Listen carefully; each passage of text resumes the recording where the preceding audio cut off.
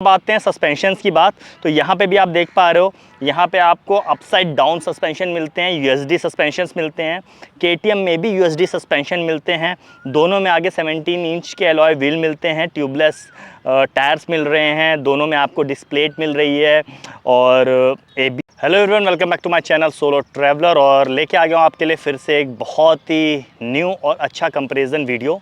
तो भाई मेरे सामने दो बाइक्स खड़ी हैं और 2 लाख रुपए के ऊपर ही दोनों का प्राइस है। एमटी को अगर मैं लेके जाऊं तो आपका 210 के आसपास में आती है, और ड्यूक की अगर मैं बात करूं तो 235 के आसपास आती है। तो 25,000 रुपये का डिफरेंस है, 25 से 20,000 रुपये का डिफरेंस।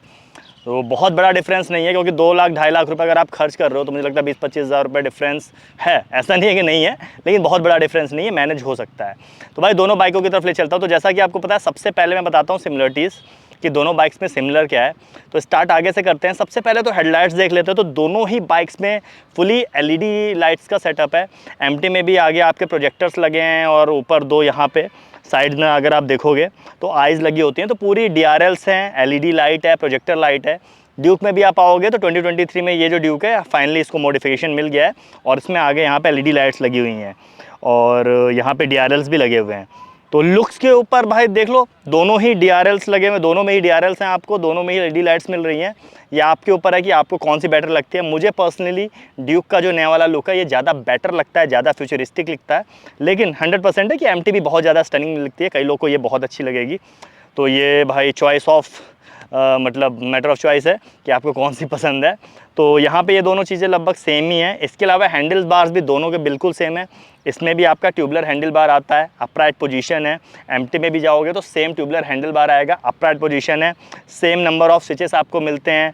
पास का स्विच हो गया, हॉर्न का स्विच हो गया, इंजन किल स्विच हो गया, सेल्फ स्टार्ट हो गया, इलेक्ट्रिक स्टार्ट, ये सारे स्विचेस सेम मिलते हैं। दोनों में ही आगे आपको मतलब जो ब्रेक लीवर है और जो क्लच लीवर है, दोनों में ही आपको सिंगल मेटल का मिलता है, अलॉय का मिलता है। और दोनों ही नॉन एडजस्टेबल हैं, मतलब एडजस्ट नहीं कर सकते, इस हिसाब से फिक्स्ड है दोनों में। चाहे आप ब्रेक लीवर की बात कर लो, चाहे क्लच लीवर की बात कर दो। इंडिकेटर्स दोनों में ही आपको एलईडी मिलते हैं। तो ये चीज़ें हैं। इसके अलावा अब आते हैं सस्पेंशंस की बात। तो यहाँ पे भी आप देख पा रहे हो, यहाँ पे आपको अपसाइड डाउन सस्पेंशन मिलते हैं, यूएसडी सस्पेंशंस मिलते हैं। केटीएम में भी यूएसडी सस्पेंशन मिलते हैं। दोनों में आगे 17 इंच के अलॉय व्हील मिलते हैं, ट्यूबलेस टायर्स मिल रहे हैं, दोनों में आपको डिस्प्लेट मिल रही है, और ABS दोनों में मिल रहा है। दोनों में ही आपके जो ABS है वो आपके डुअल चैनल ABS है, यानी आगे के टायर्स में भी ABS लगे हुए हैं, पीछे के टायर में भी ABS लगे हैं। पेट्रोल टैंक दोनों का बहुत ही ज़्यादा स्टैंडिंग है। सीट हाइट जो है वो भी दोनों की लगभग सेम ही है। थोड़ी सी एमटी की सीट हाइट ड्यूक से थोड़ी सी कम होती है, बट उतना अंतर नहीं है कि लोगों में ज़्यादा डिफरेंस है। ग्राउंड क्लियरेंस दोनों की बराबर है, 169 170, 1 सेंटीमीटर से 1 मिलीमीटर से ज़्यादा फ़र्क नहीं पड़ने वाला आपको। तो लगभग दोनों का ही जो ग्राउंड क्लियरेंस है वो सेम है। पीछे वाले टायर्स भी दोनों के 17 इंच के हैं। दोनों ही ट्यूबलेस टायर मिलते हैं। दोनों में ही पीछे सिंगल सस्पेंशन लगा हुआ है। इसमें भी आप देख लो तो मोनोशॉकर जो सस्पेंशन होता है वो लगा हुआ है। एमटी में अगर आप जाओगे तो यहाँ पे भी जो मोनोशॉकर सस्पेंशन है वो लगा होता है। ग्रैब रेल हैंडल दोनों में दे रखा गया, टायर हगर दे रखा है।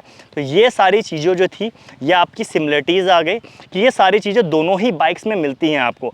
अब आते हैं डिफरेंसेस के ऊपर कि क्या इन दोनों बाइक में ऐसी चीज़ें हैं जो ये बेटर ऑफर कर रही है, या फिर यहाँ पे आपको बेटर मिल रहा है, या फिर यहाँ पे आपको कम मिल रहा है और यहाँ पे आपको कम मिल रहा है। तो स्टार्ट करते हैं। सबसे पहले बात करते हैं सीट की। तो देखो एमटी की जो सीट्स हैं वो आपकी सिंगल सीट मिलती है आपको, या आपकी मतलब स्प्लिट सीट नहीं मिलती है, एक सिंगल सीट मिलती है, और काफ़ी नैरो सीट मिलती है, बहुत ज़्यादा बड़ी नहीं है। आप देख पा रहे हो, देख के आपको लग रहा होगा कि ज़्यादा इसमें स्पेस नहीं है, सिंगल सीट है। और सीट्स भी उतनी ज़्यादा अच्छी नहीं है, कुशनिंग उतनी अच्छी नहीं है, पिलियन के लिए उतनी ज़्यादा कंफर्टेबल नहीं है। वहीं पे अगर आप ड्यूक पे जाओगे तो यहाँ पे जो सीट है वो थोड़ी सी लंबी है, आपको डुअल सीट मिल रही है, यानी स्प्लिट सीट्स मिलती हैं, और बहुत ही ज़्यादा कंफर्टेबल सीट है, कुशनिंग बहुत ही ज़्यादा अच्छी है। तो यहाँ पे जो ड्यूक है वो थोड़ी सी ज़्यादा बेटर निकल के सामने आती है कंपैरिजन में। अब ले चलते हैं आगे की तरफ। तो सस्पेंशंस दोनों के जैसे बताया कि दोनों ही अच्छी कंपनी के हैं। KRT के सस्पेंशन है, इसमें WP के सस्पेंशन है, दोनों ही अच्छे हैं, कोई कह नहीं सकते। लेकिन टायर्स में अगर मैं आपको बता दूं तो जहां पे MT में आपको 100 सेगमेंट के टायर मिलते हैं, वहीं पे जो आपकी KTM की ड्यूक है इसमें आपको 110 सेगमेंट के टायर मिलते हैं। तो थोड़े से ब्रॉड टायर हैं। ब्रॉड टायर का मतलब है कि थोड़ी सी ज़्यादा आपको अच्छी ग्रिप मिलेगी, लुक थोड़ा सा ज़्यादा इन्हेंस हो जाएगा। तो यहाँ पे थोड़े से पॉइंट्स इसको मिलते हैं। इसके अलावा जो डिस्क प्लेट है उसका साइज़ भी जो ड्यूक का है वो बड़ा है। ड्यूक में आपको 300 mm के डिस्प्ले मिलते हैं, वहीं पर अगर आप MT में जाओगे तो यहाँ पे आपको 282 mm के डिस्प्ले मिलेंगे। यानी कि ड्यूक की जो डिस्क है वो ज़्यादा बड़ी हैं, तो इसकी ब्रेकिंग ज़्यादा अच्छी होनी चाहिए। यहाँ पे आपको बाई ब्रेक आप देख पा रहे हो, यहाँ पे लिखा हुआ है, यहाँ पे आपको बाई ब्रेक के डिस्क कैलिपर मिलते हैं। वहीं अगर आप MT में जाओगे तो यहाँ पे भी आपको बाई ब्रेक मिल रहे हैं, तो बाई ब्रेक में ही दोनों हैं, लेकिन यहाँ पे डिस्क प्लेट बड़ी है, तो यहाँ पे थोड़ी सी बेटर जो आपको परफॉर्मेंस है वो मिलने वाली है।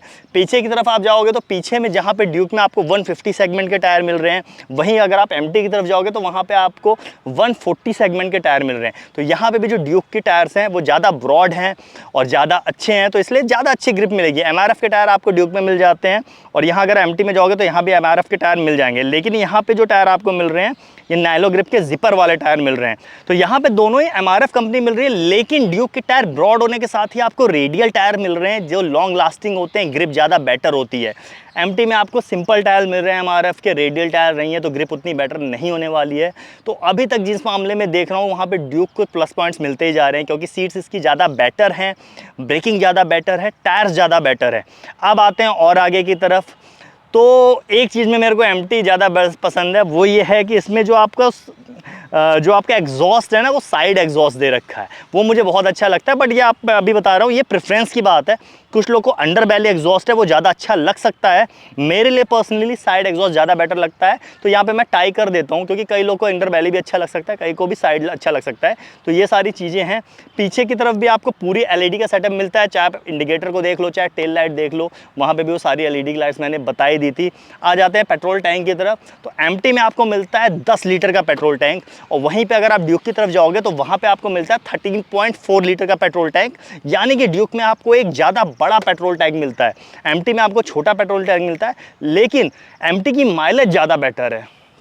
यहाँ पे आपको मिलती है 45 kmpl की माइलेज, और ड्यूक में आपको अप्रॉक्सीमेट 35 kmpl की माइलेज मिलती है। तो अगर रेंज की मैं बात कर लूँ तो ड्यूक में आपको 13.4 लीटर के हिसाब से अगर आप 35 से मल्टीप्लाई करोगे तो आपका 490 के अप्रॉक्सीमेट आएगा, यानी 490 किलोमीटर की रेंज आपको मिल रही है ड्यूक में। वहीं अगर आप MT में जाओगे तो यहाँ पे आपको 45 को 10 से मल्टीप्लाई करोगे तो 450 की, यानी ड्यूक आप जो है वो आप 40 किलोमीटर ज़्यादा दूरी तक आप चला सकते हो। फ्यूल पंप पर आपको कम रुकना पड़ेगा, बट उतनी ज़्यादा अंतर नहीं है। यहाँ पे आपको पैसा भी ज़्यादा देना पड़ेगा, क्योंकि बड़ा पेट्रोल टैंक है, ज़्यादा पैसा लगेगा, छोटा पेट्रोल टैंक है, कम पैसा लगेगा। तो ये चीज़ें हैं। अब आ जाते हैं इसके इंजन की तरफ। तो जहाँ पे ड्यूक में आपको मिलता है 199.5 cc का सिंगल सिलेंडर का इंजन, जो कि आपका DOHC टेक्नोलॉजी के साथ आता है और 4 वॉल्व के साथ आता है, लिक्विड कूल सिलेंडर है। वहीं पे आपको जो वहीं पे आपकी जो MT-15 है, यहाँ पे आपको मिलता है सिंगल सिलेंडर, ये भी 4 वॉल्व टेक्नोलॉजी के साथ आता है, ये भी आपका लिक्विड कूल है, दोनों ही आपकी लिक्विड कूल है। लेकिन यहाँ पे आपको VVA मिलता है। VVA क्या होता है मैं आपको बता देता हूँ कि यहाँ पे 2 वॉल्व होते हैं आपके, तो आपका 7000 RPM के बाद जो दूसरा वॉल्व होता है वो एक्टिवेट हो जाता है।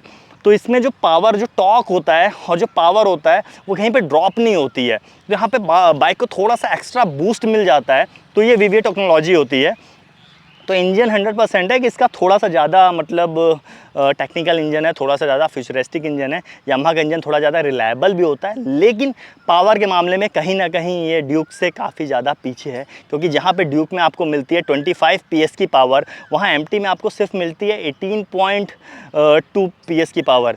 तो मतलब 18.4 PS की पावर। तो मतलब कुछ नहीं तो आपका 7 PS का अंतर, और 7 PS एक बहुत ही बड़ा नंबर होता है। तो परफॉर्मेंस के मामले में मुझे लगता है कि MT ड्यूक के आसपास भी नहीं आ सकती। इसकी जो इनिशियल होगी, जो इसकी स्पीड होगी और वो सारी चीज़ें जो होंगी अनमैच्ड होंगी, MT उसको मैच नहीं कर सकती। अगर आप इसको पिलियन के साथ राइड करते हो तब तो MT को पिलियन के साथ राइड करते हो तो टॉर्क भी इसका कम है, 14.1 न्यूटन मीटर का टॉर्क है। वहीं पर जो ड्यूक है आपका वो आपका 19.2 न्यूटन मीटर का टॉर्क है, तो टॉर्क में भी अच्छा खासा अंतर आपको देखने को मिल रहा है। तो पिलियन के साथ भी इस बाइक को चलाने में ज़्यादा मज़ा आएगी। यानी अगर आप रॉ पावर ज़्यादा पसंद करते हो, आपको बाइक की पंची डिलीवरी ज़्यादा पसंद है, पिलियन के साइड राइड करते हो, पहाड़ों पे जा रहे हो, तो वहाँ पे आपको जो ड्यूक का 100% है वो ज़्यादा कंफर्टेबल फील होने वाली है। MT में यहाँ पे दूसरी चीज़ है कि अगर इसमें पावर नहीं है तो यहाँ पे आपको मिलती है रिफाइनमेंट, और साथ ही यहाँ पे आपको मिलता है माइलेज। रिफाइनमेंट इसकी ड्यूक से ज़्यादा बेटर है, उतने ज़्यादा वाइब्रेशंस फील नहीं होते हैं हाई स्पीड पे। साथ ही यहाँ पे जो माइलेज है वो काफ़ी ज़्यादा अच्छी मिल रही है, 10 किलोमीटर पर लीटर का डिफरेंस आ रहा है दोनों के माइलेज में। 35 दे रही है, 45 दे रही है, तो जेब पे कहीं ना कहीं हल्की आपको पड़ेगी। सर्विस नेटवर्क की बात बता दूं तो दोनों का ही सर्विस नेटवर्क काफ़ी सिमिलर है। MT के भी मतलब यामाहा के भी सर्विस नेटवर्क ईजिली अवेलेबल हो जाते हैं, उतने ईजिली नहीं होते जितने रॉयल एनफील्ड और बजाज के होते हैं, बट हो जाते हैं। सेम आपका ड्यूक का हाल है, KTM का हाल है, इसके भी सर्विस नेटवर्क ईजिली अवेलेबल हो जाते हैं। पार्ट्स में भी प्राइस में बहुत ज़्यादा डिफरेंस नहीं है, ऐसा नहीं है कि ज़मीन आसमान का डिफरेंस है, थोड़ा बहुत डिफरेंस है बट ज़्यादा डिफरेंस नहीं है। तो इन सारी चीज़ों को मैं टाई में ही मानता हूँ। तो अभी तक जो हम लोग जितना कंपेयर किया उससे ये पता चल गया है कि इसकी सीट जो है वो ज़्यादा बेटर है, टायर्स ज़्यादा बेटर हैं और ब्रेकिंग जो परफॉर्मेंस है वो ज़्यादा बेटर है। साथ ही पावर के मामले में ये बहुत ज़्यादा एक्सेल करती है। वहीं अगर MT के प्लस पॉइंट्स की मैं बात करता हूँ तो यहाँ पर आपका जो इंजन का रिफाइनमेंट है वो ज़्यादा बेटर है और साथ ही इसका जो माइलेज है वो ज़्यादा अच्छा आपको मिलता है, तो जेब पे कहीं ना कहीं आपको बचत देती है। वहीं पे अगर मैं इसकी मीटर की बात करता हूँ तो MT का जो मीटर है वो बहुत ज़्यादा अच्छा देखने में लगता है। काफ़ी बड़ी स्क्रीन मिलती है, काफ़ी ज़्यादा इसमें आपको इन्फॉर्मेशन मिल जाती है और जो डिस्प्ले है इसका बहुत ही अच्छा है। इसके साथ में इसमें जो बोलते हैं इलेक्ट्रॉनिक्स बोलते हैं वो भी काफ़ी ज़्यादा है। इसमें आपको ट्रैक्शन कंट्रोल मिल जाता है जो कि आपका KTM में नहीं मिलता है। लेकिन मैं एक और चीज़ बोलना चाहूँगा कि ये ट्रैक्शन कंट्रोल उतने काम का नहीं है, क्योंकि 155 सीसी की बाइक इतना ज़्यादा पावर जनरेट नहीं करती है कि आपको ट्रैक्शन कंट्रोल की ज़रूरत पड़ जाए। वहीं जो ड्यूक है आपका उसमें ट्रैक्शन कंट्रोल नहीं मिलता है, इसमें मिलता तो शायद हो सकता है फिर भी किसी काम का होता। तो वो सारी चीज़ें उतनी अच्छी नहीं है, लेकिन हाँ मीटर के लिए इसको मैं एक पॉइंट जरूर देना चाहूँगा क्योंकि इसका मीटर काफ़ी ज़्यादा बेटर है। ड्यूक के मीटर से मैं बहुत ही ज़्यादा डिसपॉइंट रहता हूँ भाई, एकदम छोटा सा मीटर दे रखा है, ऐसा लगता है माचिस की डिबिया जैसा मीटर है। इन्फॉर्मेशन इतनी सारी भर रखी है, कुछ भी सही से दिखाई नहीं देता है। तो ये चीज़ें थी। तो भाई इसी के साथ कंक्लूज़न पे आ जाते हैं। तो कंक्लूज़न में यही रहता है कि प्राइस मैं आपको बता देता हूँ। अगर आप ड्यूक लेना चाहते हो तो 2,34,000 35,000, अगर MT लेना चाहते हो तो 2,10,000। तो ड्यूक में जहां आपको ज़्यादा पैसा देना पड़ रहा है वहीं पे इसमें ज़्यादा पावर भी आपको मिल रही है। MT में जहां आपको कम पैसा मिल रहा है वहीं इसमें कम पावर भी मिल रही है। तो अगर मेरे हिसाब से आप जाओगे तो अगर आपको पावर पसंद है, अगर आपको ऐसी बाइक चाहिए जो मतलब आपको बॉडी का एड्रेनलिन रश है उसको हाई कर दे और आपको रश ड्राइविंग पसंद है, आपको स्पीड पसंद है, तो उसके लिए मैं कहूँगा 100% ड्यूक आप डिज़र्व करते हो, क्योंकि 20-25 हज़ार रुपये का जो डिफरेंस है उसके हिसाब से पावर का जो गैप है वो काफ़ी ज़्यादा बड़ा है। 100% उस पावर गैप को ये जस्टिफाई कर रही है। बाकी सारी चीज़ें इसमें बेटर हैं, या रेडियल टायर्स आपको मिल रहे हैं, बेटर सीट मिल रही है, इंजन में पावर काफ़ी ज़्यादा मिल रही है, तो उस पावर गैप को ये ईजिली डिज़र्व करती है। लेकिन अगर आपको ऐसी बाइक चाहिए जो आपकी कहते हैं ना स्टार्टर्स बाइक हो, बहुत ज़्यादा पावर ना हो, उसको मैनेज करना ईजी हो जाए, तो उसके लिए MT है कि आपके 20-25 हज़ार रुपये भी बच जाएंगे, जेब पे माइलेज के हिसाब से कम खर्च भी आपके आएगा और एक बहुत ही स्टनिंग बाइक मिल जाएगी जिसमें बाकी सारी चीज़ों में ड्यूक को कहीं ना कहीं मैच कर रही है। लुक्स वाइज हो गई और फीचर्स वाइज हो गई, उस सारी चीज़ों में उसको ईजिली मैच कर जाती है। सिर्फ पावर आपको कम मिलती है और सीट जो है वो थोड़ी सी अनकंफर्टेबल है यार। यामाहा वालों आप अगर देख रहे हो तो भाई सीट का कुछ करो, MT का बहुत अनकंफर्टेबल सीट है। पिलियन तो मन ही नहीं करता किसी को बैठाने का। वो चीज़ें अगर आप सुधार सकते हो, आफ्टर मार्केट आप सुधार सकते हो तो कर सकते हो। तो ये सारी चीज़ें थी जो इन दोनों में डिफरेंस है। बाकी अगर आपको ये कंपैरिजन अच्छा लगा तो आप लोग मुझे बताइएगा, आपको दोनों में से कौन सी बाइक ज़्यादा पसंद आ रही है। आपको ड्यूक ज़्यादा पसंद है कि आपको MT ज़्यादा पसंद है? कमेंट सेक्शन में मुझे ज़रूर बताइएगा कि दोनों में से कौन सी बाइक आपको ज़्यादा पसंद है। इसी के साथ ये व्लॉग मैं एंड करता हूँ। This is Ram, solo traveller, signing off.